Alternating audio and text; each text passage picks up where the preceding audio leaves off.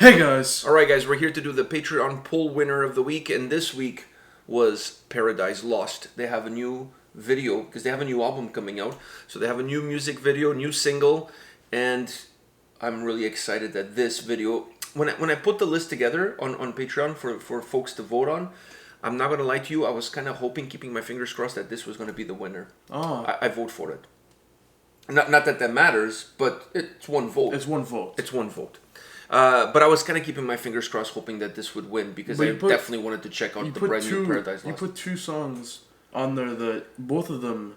Yeah, it was Catatonia and Paradise Lost. So I figure either way we go with this, it's a win-win situation, right? And believe it or not, there was that's 1 and 2. Paradise Lost was the number 1 voted, and Catatonia was the number 2 voted. So, all right, so Paradise Lost, Fall from Grace, official music video.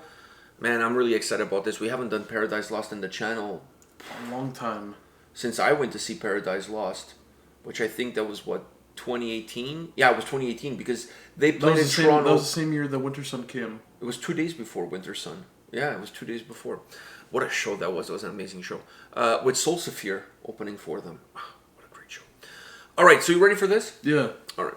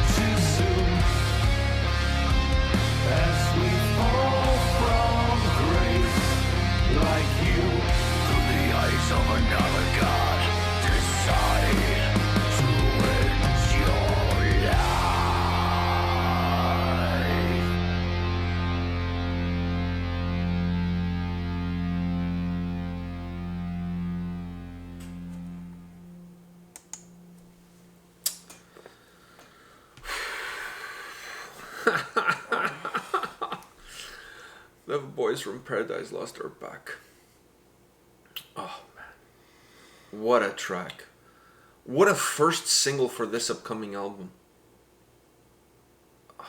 I hope the album doesn't get postponed because some bands are postponing their albums now, their releases, because of COVID-19. Yeah. A lot of bands don't want to release their albums like right now during this whole pandemic. Because who knows when they're going to be able to tour. Exactly. So they're pushing it towards the summer, and I don't even know if that's going to happen in the summer, if they're going to continue to push it. I mean, even movies are being pushed, right?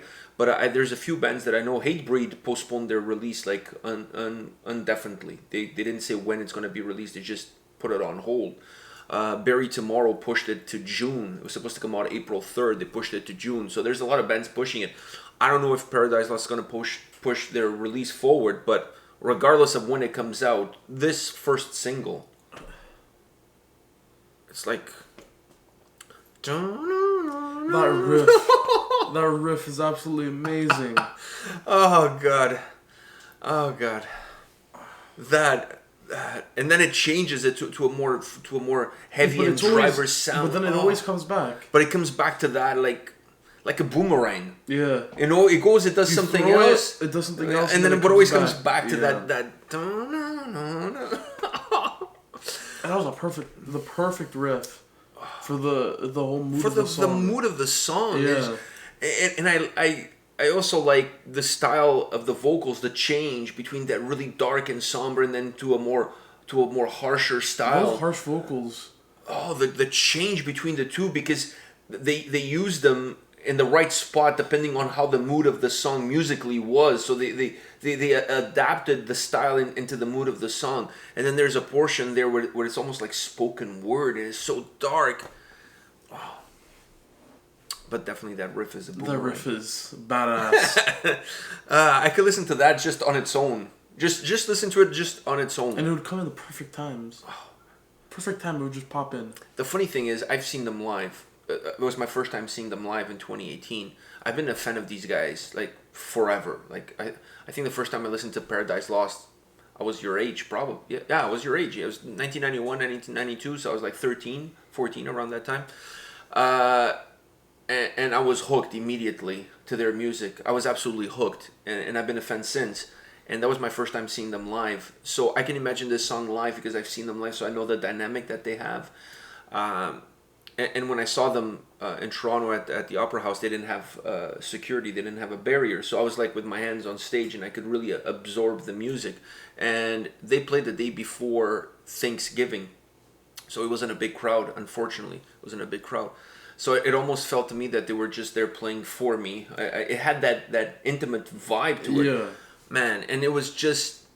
I remember just standing there just watching them play and just like trying to soak it all in. So when I hear this song, when I hear that riff, I can close my eyes and picture them on stage and performing.